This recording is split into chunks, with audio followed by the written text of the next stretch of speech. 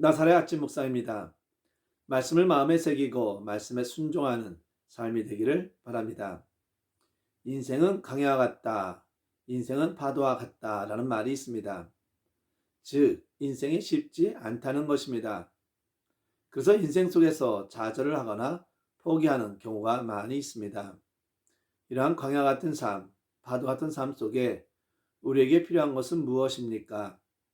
오늘 우리가 들어야 할 말씀은 민수기 15장 1절부터 16절입니다. 여호와께서 모세에게 말씀하여 이르시되 이스라엘 자손에게 말하여 그들에게 이르라.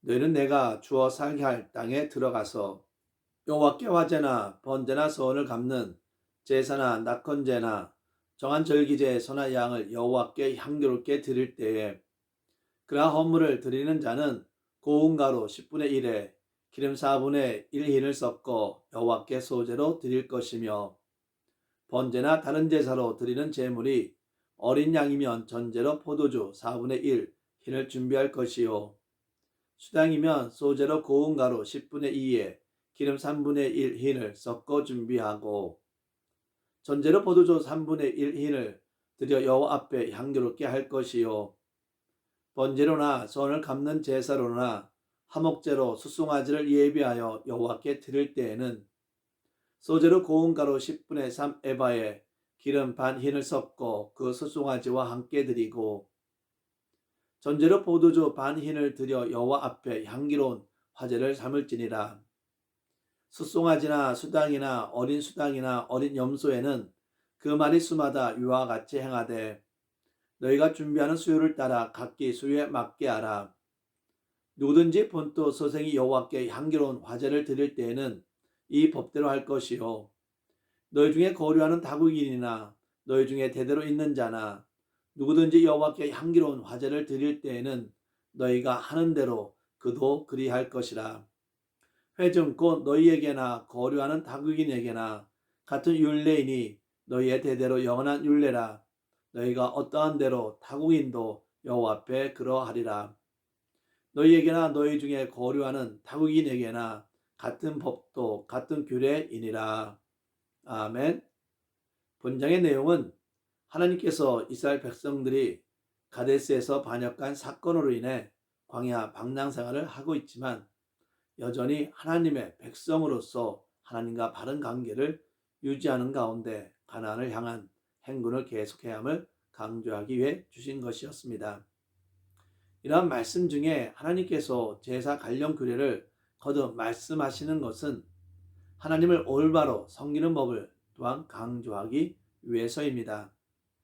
오늘 본문을 통해 우리에게 주는 교훈이 무엇입니까? 혹자는 말하기에 사람이 음식 없이는 약 40일을, 물이 없이는 약 3일, 공기 없이는 약 8분을 견딜 수 있으나 소망이 없이는 단 1초도 살 수가 없다고 하였습니다. 이처럼 인생에서 소망을 품고 사는 것은 매우 중요합니다. 따라서 우리는 매 순간 소망을 품고 살아가야 합니다. 2절을 보면 너희가 내가 주어 거하게 할 땅에 들어가서 라는 말씀이 나옵니다. 이는 전장 14장 30절에서 출애굽 1세를 향하여 너희로 거하게 하리라 한 땅에 결단코 들어가지 못하리라 하신 말씀과는 매우 대조적인 말씀으로 광야의 이스라엘 백성들에게는 참으로 소망이 되는 말씀입니다. 사실 당시 이스라엘 백성들은 가데스에서 반역한 사건으로 하나님의 징벌을 받아 38년간의 광야 생활을 하는 중이었습니다. 또한 이스라엘 백성은 하나님의 경고에도 불구하고 무모하게 가나안 정복을 시도했다가 참패함으로 절망 속에서 하루하루를 살아가고 있었을 것입니다. 이러한 상황 속에서 이스라엘 백성에게 하나님이 주신 이 말씀은 그들에게 소망을 주는 말씀이었습니다. 이스라엘 백성에게는 절망 속에서 소망을 품을 수 있는 은혜의 말씀이었습니다. 이 귀한 말씀으로 인해 이스라엘 백성은 소망을 품게 되는 것입니다. 하나님은 절망 속에서도 소망을 품게 하시는 분이십니다. 이 세상을 볼 때 안타까울 때가 너무나 많습니다. 왜냐하면 절망으로 인해 삶과 생명을 포기한 사람이 너무나 많기 때문입니다. 특히 이 세대를 이끌어갈 젊은이들이 너무 쉽게 포기한다는 것이 아쉽기만 합니다. 뿐만 아니라 세상의 지도자적인 역할을 감당함으로 이 시대를 이끌어갈 지도자들이 포기하는 삶을 보여줄 때마다 많은 사람들에게는 큰 상처가 되고 있습니다. 힘든 상황 속에서 삶을 또는 생명을 포기하게 되는 이유는 무엇입니까? 바로 소망을 품지 못했기 때문입니다. 나사렛 아침 묵상 성도 여러분, 우리는 광야 같은 세상을 살아가면서 세상이 주는 온갖 시련으로 인해 고통을 겪고 있습니다. 이러한 상황 가운데서 만일 우리에게 소망이 없다면 우리 또한 포기할 수밖에 없을 것입니다. 하지만 우리는 예수 그리스도를 믿는 믿음 안에서 영생을 얻었고 영원한 천국 백성이 되었습니다. 즉 우리는 예수 안에서 소망을 품게 되었습니다. 예수 안에서 하나님 나라의 소망을 품게 되었습니다. 하나님의 허락하신 소망 안에서 시련과 고난 속에서 절망하기보다는 하나님이 주신 소망으로 믿음을 가지고 하나님만 의지하며 담대한 삶을 살아가기를 바랍니다. 하나님의 소망 안에서 기쁨과 즐거움과 행복을 누리기를 바랍니다.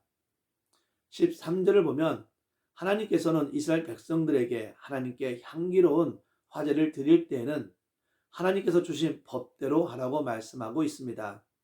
즉 하나님께서는 제사를 드릴 때 하나님이 정하신 제사법에 따르는 순종을 요구하고 계신 것입니다. 그렇다면 하나님께서 이처럼 순종을 요구하는 이유는 무엇입니까? 그 법 자체에 어떤 신비적이고 초월적인 능력이 있기 때문만은 아닙니다. 만약 그랬다면 성경은 절대로 하나님께서 제사를 원치 않으신다는 식의 표현은 하지 않았을 것입니다. 하나님께서 이처럼 법대로 제사를 드릴 것을 강조했던 이유는 이스라엘 백성들이 그 제사를 통하여 하나님께 철저하게 순종할 수 있는 믿음과 사랑을 고백하게 하시기 위함이었습니다. 즉 하나님께서는 이스라엘 백성들에게 단지 소와 양을 잡는 행위가 아니라 하나님의 명령에 철저하게 순종할 수 있는 믿음과 사랑을 요구하셨던 것입니다. 만약 하나님께 대한 진실한 믿음과 사랑으로 철저하게 순종한 삶이 전제되어 있지 않다면 그 제사와 예배는 무의미하고 공한 것이 되고 마는 것입니다. 나사렛 아침 묵상 성도 여러분, 지금 하나님께서 우리에게 요구하신 예배는 과연 어떤 예배입니까? 하나님께서 우리에게 요구하시는 예배는 오직 하나님을 향한 진실한 믿음과 사랑으로 철저하게 순종하는 삶에 전제된 예배입니다. 성도는 하나님 앞에서 형식적인 예배를 드리기보다는 마음과 뜻과 정성을 다해 순종의 예배를 드려야 합니다. 하나님께서 기뻐하신 예배는 형식적인 예배가 아니라 오직 하나님을 진실로 믿고 사랑하는 자들이 행하는 순종의 예배입니다. 순종의 예배를 드리기를 바랍니다. 기도하겠습니다. 사랑과 은혜 하나님을 예배합니다. 죄로 인한 절망 안에서 포기할 수밖에 없는 우리의 삶에 예수를 보내주셔서 소망을 품게 하여 주셨음에 감사를 드립니다. 우리 죄를 위해 죽으신 예수를 믿음으로 소망을 품게 하여 주셨고 예수 안에서 생명을 누리며 하나님 나라 소망을 품게 하여 주심에 감사를 드립니다. 온전한 믿음을 가지고 주님을 따르게 하여 주시고 주님 주신 말씀에 순종함으로 온전한 예배를 드린 자가 되게 하여 주시옵소서. 모든 영광을 주님께 드리오며 예수 이름으로 기도합니다. 아멘.